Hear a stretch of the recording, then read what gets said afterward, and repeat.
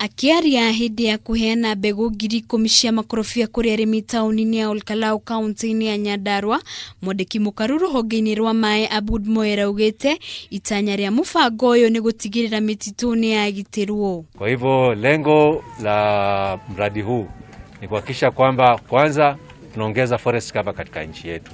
Tunataka kuwe na miti mingi zaidi katika hii nchi ambayo iweze kufika karibu 10%. Aboud augite kuhandwo kwa miti ya makorobia niguo kugacirithia arimi kimuhuko na matanyite kuguciriria tumia na mbeu njithi niguo kwigwatira mieke ya mawira. Gawanya miti ya matunda kwa sababu ni miti ya manufaa sana kwa mwananchi. Kwanza inaongeza pato la mwananchi kiuchumi. Pili, kama mnavyojua, avocado ni tunda lenye manufaa sana, parachichi.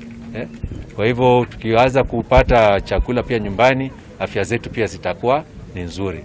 Tatu, tunajaribu pia kuhakikisha kwamba mazingira yetu yanahifadhika vizuri. County Commissioner mwena uyu Boaz Cherotich niatugirite ikinya riri ria arimi kuheo mbegu guku akiuga angikorwo urimi wa makorobia ni kugacira mwena uyu arimi ni magubatara kigina gia kuhura njeki urimi uyu. Tutafanya ile kitu inaitwa monitoring. Kwa hivyo come next year tutatembea kwa hawa wakulima ili tuweze kujionea sisi wenyewe kama hii miche imetunzwa, na kama itatunzwa na itafaa katika sehemu hii ya Nyandarua, na vile vile tutaomba usaidizi kutoka kwa serikali kuu ili tuweze kuongeza hiyo usaidizi. Mũmbunge wa Ol-Kalou David Kiaraho ni oriti arimi kuhuthira mbegu ici na njira iria yagiriire kuona haha niho mugate wao wa oro muthenya uriumaga. This is one kind of matunda which are very high market here locally and even abroad.